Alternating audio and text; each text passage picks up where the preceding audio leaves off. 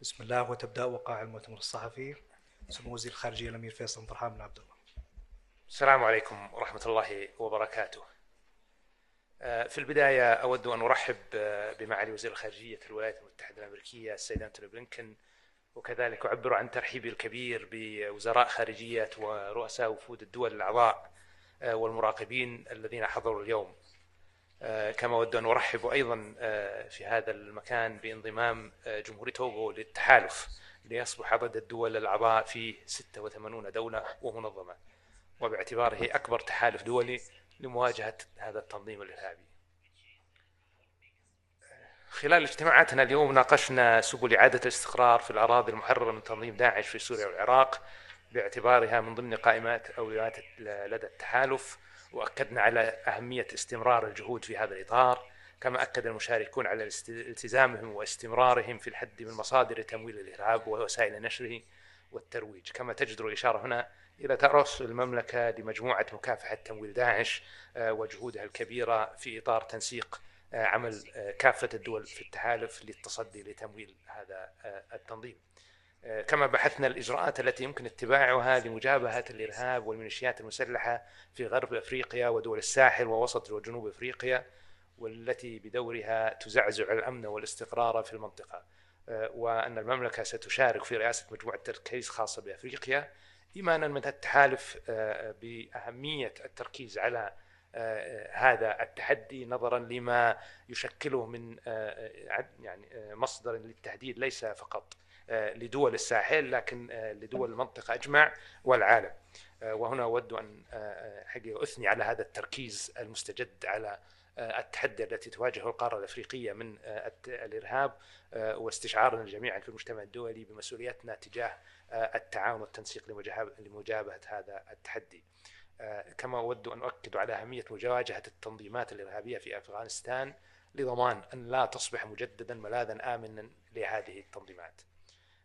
وكذلك مهم أن نؤكد مرة أخرى على ضرورة التزام المجتمع الدولي واطلاعه بأدواره في مواجهة التحديات المشتركة، ومن أبرزها الإرهاب، والعمل على توفير البيئة الملائمة لعودة النازحين في سوريا والعراق وإجراء الإصلاحات القضائية لمحاسبة الإرهابيين، وأهمية اطلاع الدول الغنية بمسؤوليتها تجاه عودة مواطنيها من مناطق النزاع وحماية الأجيال القادمة من أضرار هذه الآفة وتبعاتها. والحقيقة من المؤسف أن لا زال هناك عدد من الدول الغنية، الدول المتقدمة، التي ترفض استعادة مواطنيها وترمي بهذا العبء على دول المتأثرة الأكثر تأثرا بالإرهاب.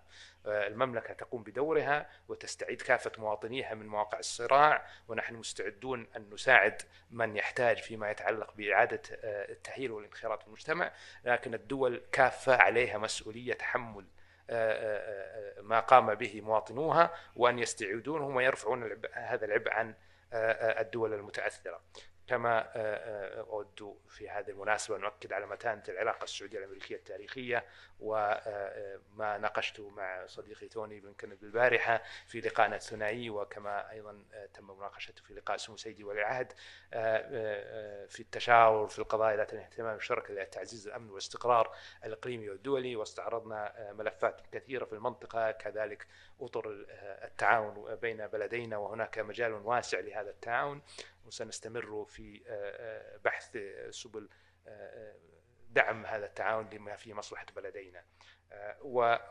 ختاما أود أن نشير أن وهذه نقطة مهمة الحقيقة، أن المشاركون أكدوا على أن التطرف والإرهاب في كافة أشكاله ومظاهره يجب أن لا يرتبط بأي دين أو جنسية أو مجموعة عرقية، وأن لا يكون عذرا لاتخاذ أي إجراءات أو أي تفرقة أو أي عنصرية تجاه أي مجموعة عرقية، وأن لا يكون المسلمون عرضة للمضايقات مجرد لأن بعض الفئات ربما انتهجت نهجا مخالفا، وهذا ينطبق على جميع العرقيات. شكرا، وأعطي الكلمة للسيد توني بلينكن.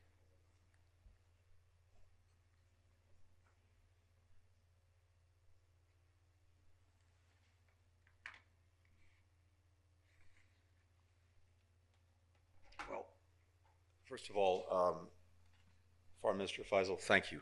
Thank you for your hospitality. Thank you for bringing all of our regional and global partners together here in Riyadh.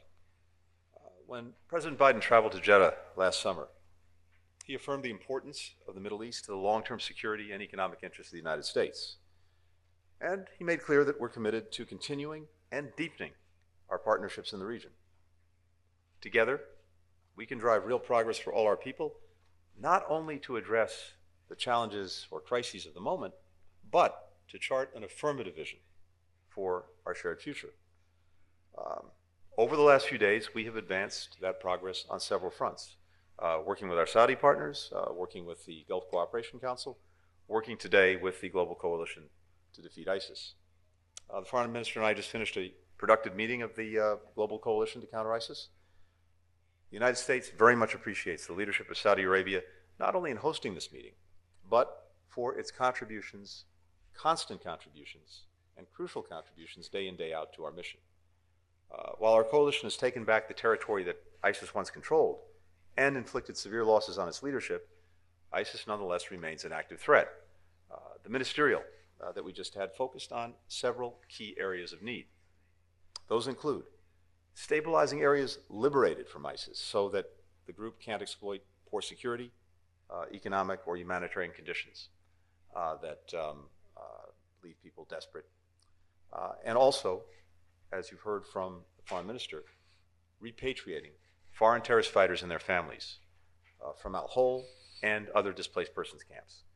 We're also working to keep pace with evolving threats, including ISIS's expanding efforts across sub-Saharan Africa and ISIS Khorasan. Our 86-member coalition leaves this ministerial better focused and equipped to continue the mission to eradicate ISIS. The United States and Saudi Arabia, both as bilateral partners and through the GCC, are working closely together to address several other challenges in the region. In Yemen, when President Biden took office, war was raging. The country was experiencing arguably the worst humanitarian crisis in the world. Now, we're working intensively with Saudi Arabia and other partners to further consolidate what has been a 14-month-long truce that we helped to achieve. This was a central issue in my discussions with the Saudi Crown Prince and with the Foreign Minister. And today I had an opportunity as well to meet with Yemen's President al-Alimi to discuss the path forward. Our objectives are a durable ceasefire and an inclusive Yemeni-led process mediated by the UN, one that meets Yemeni's calls for justice, for accountability, for redress for abuses, and ultimately leads to a political resolution of differences in Yemen. Our special envoy, Tim Lenderking, will continue to work with the parties and partners in the region in the days and weeks ahead to resolve issues standing in the way of a lasting peace. The United States and Saudi Arabia, together with the GCC, are also focused on Iran's destabilizing influence in the region, including its support for terrorism and violent militia groups, the seizure of tankers transiting international waters, and nuclear escalation. The United States continues to believe that diplomacy, backed by economic pressure, by deterrence, and by strong defense cooperation, is the best way to counter these dangerous actions. We support efforts by Saudi Arabia to de-escalate tension and stabilize relations. The United States and our Gulf partners are working closely on the crisis in Sudan. Our two countries, the United States and Saudi Arabia, have been leading an intensive diplomatic campaign to get the two sides to agree to and comply with a ceasefire and to allow humanitarian assistance to reach the people of Sudan. We will keep working toward a durable cessation of hostilities and the swift formation of a civilian-led transitional government, together with our partners in the Gulf, in Africa, and with the United Nations. I also discussed with GCC partners increasing our joint efforts to combat illicit synthetic drugs like Captagon, which is having a devastating impact on young people throughout this region, just as fentanyl and other synthetic opioids are doing the same in the United States. This partnership will be an important part of our diplomacy to strengthen global cooperation on the growing challenge posed by illicit synthetic drugs. Alongside my GCC and de-ISIS engagements, I also met with the Ethiopian Deputy Prime Minister Mekonnen to review the ongoing implementation of the November 2 Cessation of Hostilities Agreement. That agreement ended the horrific crisis in Tigray. For peace to endure, the parties must acknowledge the atrocities committed and pursue accountability, together with reconciliation. The United States will continue to partner with Ethiopia as it builds a credible transitional justice process to break the cycle of ethnic and political violence that has gripped Ethiopia and prevented it from reaching its potential for far too long. The U.S. partnership with Saudi Arabia in the Gulf extends far beyond addressing challenges and crises in the region. It is critical to expanding opportunity and driving progress for our people and for people around the world. Through the Partnership for Global Infrastructure and Investment, the United States and Saudi Arabia are working together to deliver quality, sustainable infrastructure to benefit people in low and middle income countries. We're expanding digital connectivity, including by using new mobile telecommunication technology like open, cloud-based radio access networks that are both secure and affordable. We're combating the climate crisis and accelerating the region's clean energy transition through our bilateral partnership framework for advancing clean energy that we signed last summer and that can unlock new solar, green hydrogen, and other renewable energy investments. A key part of our strategy to advance a more prosperous, stable, and secure region is regional integration and de-escalation. The Gulf is more connected than ever, both as a region and with countries in the broader Middle East, including Israel. The United States will continue to play an integral role in deepening and expanding normalization. As President Biden said in Jeddah, universal rights and freedoms and the protections they bring are a core priority for the United States, and the U.S.-Saudi partnership can be deepened by progress on human rights. That's why we strongly welcome and support historic steps to increase women's participation in public life and the workforce, to expand interfaith tolerance, among other reforms in the country's ambitious modernization agenda. And that's why we'll continue to keep human rights firmly fixed on our bilateral agenda, a point I made clear in our meetings this week. Last week, U.S. and Saudi astronauts returned to Earth after spending 10 days together on a mission to the International Space Station. That mission included Rihanna Barnawi, the first female Arab astronaut to ever go to space. In her first message from space, Rihanna predicted that the future is very bright. To that I say, let's make it so together. Thank you. والآن مع أسئلة الزملاء من وسائل الإعلام. قناة العربية إذا بالإمكان توقف.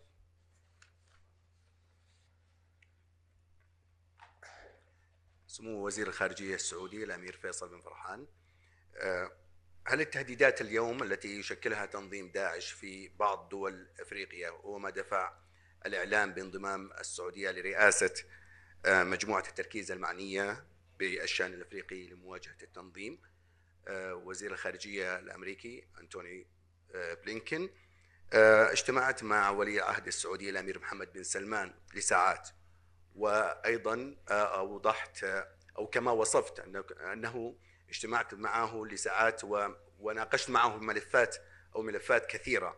هل لنا أن نعرف بالتفصيل عن هذه الملفات وأيضا الملفات التي يرغب بها ولي العهد السعودي مع أمريكا؟ شكرا. شكرا هاني. وانضمت المملكة لرئاسة المجموعة الخاصة بأفريقيا إيمانا منا بمسؤوليتنا تجاه الشراكة العميقة التي تملكها المملكة العربية السعودية مع القارة الأفريقية. القارة الأفريقية ننظر لها كمصدر مهم للتعاون والتنسيق، والدول الأفريقية كلها بالمجمل لها علاقة قوية بالمملكة العربية السعودية، ونحن مساهمون أساسيون في التنمية في تلك الدول، ونستشعر بمسؤوليتنا تجاه الحفاظ على ما حصل من تقدم في هذه الدول والتعاون معها والتنسيق فيما يخص مجابهة هذا التهديد الذي يهدد أمن واستقرار القارة كافة، وينعكس حقيقة أيضا على أمن واستقرار المملكة العربية السعودية بحكم الجوار والمسؤولية مشتركة لمواجهة هذا التحدي، بالذات أن كثير من الدول الأفريقية ينقصها القدرات التقنية والمعرفة في هذا المجال. وكما واجهنا داعش في العراق وسوريا كمجتمع دولي، المسؤولية أيضا أن نواجه التنظيمات الإرهابية في القارة الأفريقية كمجتمع دولي وبالتنسيق والتعاون، وسنعمل على ذلك وسندعم كل الجهود الدولية في هذا الإطار. Really, I can only reiterate what the foreign minister has said. And again, just as a reminder, this coalition that is now 86 countries and organizations strong, by our count, it's the largest coalition in the world, has had remarkable success since 2014 in taking back the territory that Daesh had seized in Iraq and Syria, in eliminating its senior leadership, and in minimizing the threat. But the threat remains, and beyond that, it is moving to other places, notably to parts of Africa, which is why we've had the focus today and in our coalition on some of the challenges being faced by African partners, notably in the Sahel and in West Africa.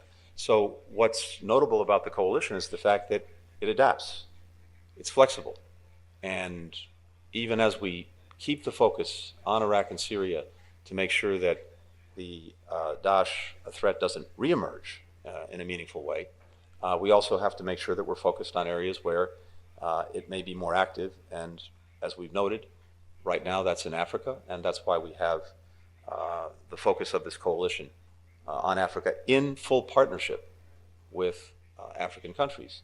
Last thing to mention, what is very notable from our discussions today and in all the work that we've been doing on this is the imperative of having a comprehensive approach. Security is a necessary but insufficient element of dealing with the challenge posed by Daesh. And we heard from partner after partner the imperative of dealing with the concerns, the needs of marginalized communities, bringing economic opportunity, making sure that there is good governance and a transparent political approach.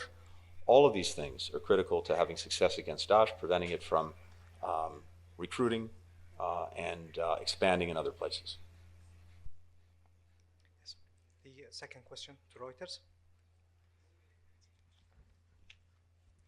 Thank you, gentlemen. Mr. Foreign Minister, Your Highness, is Saudi Arabia seeking US support to develop its own civil nuclear program in exchange for normalizing ties with Israel, like it's been reported? And would you say that that is a non-negotiable condition for you to normalize? And then separately, Saudi Arabia in recent years has carried out many reforms, but rights groups also report increased repression. What is your response to that? And how big of a pressure do you face from your American counterparts on this issue? Mr. Secretary, you discussed with Saudi Crown Prince the normalization issue. What progress can you report? How feasible is such a deal given concerns that it might accelerate an arms race with Iran? And on human rights issues, I'm wondering if you were able to receive any assurances from the Crown Prince towards the release of political prisoners and any US citizens who are subject to travel bans. Thank you. Thank you very much. First, on the issue of nuclear cooperation, it's no secret that we are developing our domestic civilian nuclear program. We would very much prefer to be able to have the US as one of the bidders for that program. There are others that are bidding, and obviously we would like to build our program with the best technology in the world. And that will require a certain agreement to be in place. We have differences of opinion on that. So we're working on finding a mechanism for us to be able to work together on civilian nuclear technology. But we intend to move forward on that program. Normalization, I have said before, and it's quite clear that we believe that normalization is in the interest of the region, that it would bring significant benefits to all, but without finding a pathway to peace for the Palestinian people, without addressing that challenge, any normalization will have limited benefits. And therefore, I think we should continue to focus on finding a pathway towards a two-state solution, on finding a pathway towards giving the Palestinians dignity and justice. And I think the US has a similar view that it's important to continue on those efforts. You asked about human rights, you asked about reform, and I think it's well known that we have gone through a significant reform progress in the kingdom. What we do in the kingdom, we do based on our assessment of what's in the best interest of our country, and is driven really by the needs and desires of the Saudi people. You have had a few days here. I hope you have been able to see the significant changes happening in the kingdom. However, we are always open to having a dialogue with our friends, but we don't respond to pressure. When we do anything, we do it in our own interests, and I don't think that anybody believes that pressure is useful or helpful, and therefore that's not something that we are going to going to even consider. But the priority, as I said, is achieving the goals that we have for our country. We are very focused on building a pathway towards a sustainable prosperity for the Saudi people, and I encourage you and anyone who has an interest and has a curiosity about it to spend some time in the kingdom, to interact with the people of the kingdom, and make your own judgment and your own assessment. Thanks, Mara. On the normalization question, first, as you know, we fully support Israel's integration into the Middle East. And from day one, we have been working both to deepen some of the existing agreements and also expand them to other countries. That includes Saudi Arabia. I think this would be a very important step forward, and it would certainly be a priority and is a priority for us. Integration is good for the region, for all concerned, and we will continue to pursue it. We discussed it here, and we will continue to work at it, to advance it in the days, weeks, and months ahead. On the question of U.S. citizens and human rights more broadly, let me just say this. First, human rights are always on the agenda for the United States. It's who we are. And indeed, I discussed human rights in my meetings with our Saudi counterparts over the past few days, and also made clear that progress on human rights strengthens our relationship. We will continue to underscore, both publicly and privately, the importance that we place on human rights and fundamental freedoms. There's something else that's very important, and the foreign minister alluded to it. Saudi Arabia has embarked on a major effort, a historic effort, to modernize its economy, to modernize its society. And part of that is going to be attracting to Saudi Arabia the best talent from around the world to visit, to pursue education, to invest, to partner, to work alongside Saudis. In our judgment, Vision 2030, as this initiative is called, will be a much more successful effort if Saudi Arabia is the most attractive place possible for people around the world to come to. And so I think it's on its own merits and in Saudi Arabia's interests to continue to pursue this modernization, including the expansion of human rights. With regard to American citizens, as you know, and as you've heard me say many times, the welfare, the security of American citizens everywhere around the world is my number one priority and responsibility. And that's the focus of the Department of State as well. We continue to advocate on behalf of individuals to the greatest extent possible. I had the opportunity to raise specific cases, and beyond that I won't go into details. سكاي نيوز عربية لابن مكان. السلام عليكم، حمد المحمود من قناة سكاي نيوز عربية. سؤالي الأول موجه لسمو الأمير في الملف السوداني. بعد الجهود السعودية الأمريكية المشتركة والحث على عقد هذه الاتفاقيات التي تمت في جدة، ما القادم من الجهود الدبلوماسية خصوصا مع استمرار الاشتباكات داخل الأراضي السودانية؟ السؤال الآخر لمعالي الوزير بلينكن، قلتم في كلمتكم صباح هذا اليوم بأننا لا نريد أن تصبح أفغانستان ملاذا آمنا للإرهابيين. كيف يمكن أن نوفق بين هذا الكلام وبين الانسحاب الأمريكي من أفغانستان الذي فتح المجال أمام التنظيمات الإرهابية والأعمال الإرهابية، آخرها صباح هذا اليوم تفجير في مسجد في أفغانستان نتج عنه 18 وفاة و33 إصابة؟ شكرا. شكرا. بالنسبة للسودان، أولا أود أن أعبر عن خالص شكري للتعاون الكبير الذي حظينا به من الجانب الأمريكي في المحادثات التي حصلت في جدة للمحاولة للتعامل مع الوضع الإنساني الحرج نتيجة لما حصل من اقتتال داخل السودان. حققنا بعض النجاح، لم يكن نجاحا كاملا لأن الأطراف لم يلتزموا التزاما كاملا، ونستمر في العمل لبحث السبل لرفع المعاناة عن الشعب السوداني عن طريق الوصول إلى تفاهمات معينة مع الأطراف. وهناك بوادر إيجابية حتى اليوم في المحادثات، قد نصل إلى هدنة أخرى مع آليات مراقبة أكثر تشددا تساعدنا في تحديد مواطن الخلل أو المخالفة.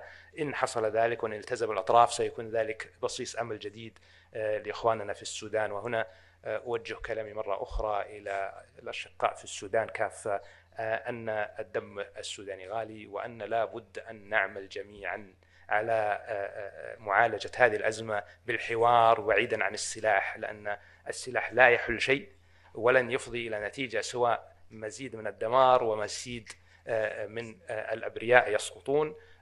فنتجه إلى الحوار، نتجه إلى معالجة الأمور من خلاله، ونمتنع عن تعريض المدنيين إلى الخطر باستمرار هذا القتال، بالذات أنه اقتتال في المناطق المدنية.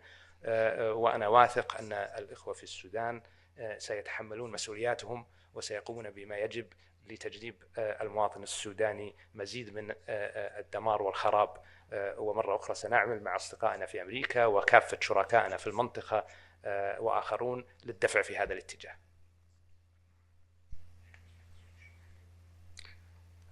Thank you. With regard to Afghanistan, we've made clear and we've demonstrated since ending America's longest war that we would continue to be focused on our core national security interest in preventing a resurgence of terrorism emanating from Afghanistan, and, if necessary, taking action to deal with it. I think we've demonstrated quite clearly in recent months our ability to do just that, including eliminating a senior leader of Al-Qaeda who was resident in Afghanistan. In addition, we're working with partners, with neighbors, to strengthen the capacity to deal with any terrorism that may be located in Afghanistan and emanating from there. At the same time, of course, the Taliban is an implacable enemy of ISIS Khorasan and is itself taking action against that group. But regardless of that, we've been very clear, and as I said, we've demonstrated our ongoing enduring capacity to take necessary actions to protect our security against any terrorism that may be emanating from Afghanistan. إن سمحتم ناخذ آخر سؤال. المونيتور, please. Mr. Foreign Minister, has America's reduced military footprint in the region created opportunities for China to forge deeper relationships with Saudi Arabia and others? And second, the critics of Syria's regional reintegration say Bashar al-Assad has done nothing to merit it. Did Saudi Arabia set any conditions in exchange for Syria's return to the Arab fold? And Mr. Secretary, do you fear that China is seen as a more reliable partner in the region than the US? And on Syria, the US has asked countries who normalize to get something in exchange from Assad for their re-engagement. Do you have any evidence that normalization has yet resulted in any meaningful concessions? So China is the world's second largest economy. China is our largest trading partner, so naturally there is a lot of interaction and intersection with China. China is an important partner for the kingdom and most countries in the region, and I think that partnership has given us and China significant benefits, and that cooperation is likely to grow just because of China's economic impact in the region and beyond is likely to grow as its economy continues to grow. But we still have a robust security partnership with the US. That security partnership is refreshed on an almost daily basis. We have military exercises that are almost constantly going on, so we have cooperation, intelligence sharing, etc. As we see in the effort in Sudan, as we see in what we're doing together in Yemen, the partnership with the US remains robust and strong, especially in those areas. So I don't ascribe to this zero-sum game. I think we are all capable of having multiple partnerships and multiple engagements, and the US does the same in many instances. So I'm not caught up in this really negative view of this. I think we can actually build a partnership that crosses these borders. I think I've heard statements also from the US about a desire to find pathways to better cooperation, even with China. So I think we can only encourage that because we see the future in cooperation, we see the future in collaboration, and that means between everybody. On Syria, it's very important that we understand the context. The context is that the status quo was not working and was generating an ever-increasing burden on countries of the region and on the people of Syria. Regardless of what one thinks about Bashar al-Assad, the only pathway to resolving the humanitarian challenges that we face in the aftermath of the Syrian crisis is to find a pathway to addressing the main issues, and from our perspective, the humanitarian are the main concern. How do we ensure that there is a safe pathway for refugees to return? How do we ensure that there is some political reconciliation? How do we address the issue of drugs? All of these things require a dialogue with Damascus. And you will have seen the statement issued after our meeting in Amman, which we held before the return to the Arab League, in which Syria made very clear commitments on all of those fronts to work with us to address them in a way that meets the expectations, not just of us in the region, but of the international community.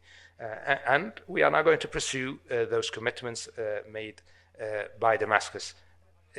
In the end, we have to think about the humanitarian issue. We have to think about the people of Syria and how do we alleviate the situation that they're living in. And we believe that this is the best pathway forward.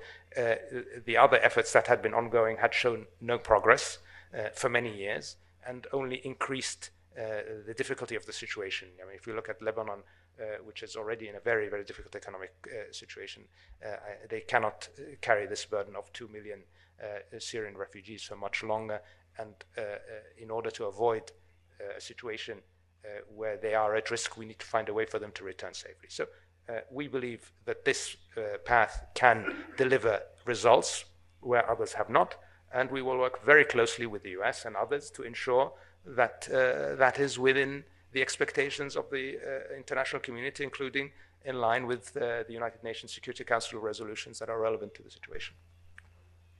So with regard to China, I would give almost the identical answer to the foreign minister. First, our engagement in the region, our partnerships in the region, our work in the region is not about any other country. It's about these partnerships and the benefits that we can bring by working together, benefits we can bring to our people, benefits in many cases that we can bring to people around the world. And I described some of those earlier. At the same time, and more specifically with regard to China, we've also been very clear. We're not asking anyone to choose between the United States and China. We're simply trying to demonstrate the benefits of our partnership and the affirmative agenda that we bring in what we're trying to do. In everything that I've heard over the last 2.5 years and over the last 3 days from partners throughout the region, again, many of whom were here in Riyadh, the United States remains the #1 partner of choice for, I think, most countries in the region. With regard to Syria, again, no secret that we did not think that Syria merited readmission to the Arab League, but at the same time, we also see that we have the same goals when it comes to what we're trying to achieve. Now, our position has been very clear. We're not going to be in the business of normalizing relations with Assad, with that regime. It has not earned that step toward recognition, toward acceptance. But because the goals are very much the same, I think moving forward, and as the foreign minister described, we'll see if we can achieve some progress. We all want to reach a solution in Syria that's consistent with the key United Nations Security Council Resolution 2254.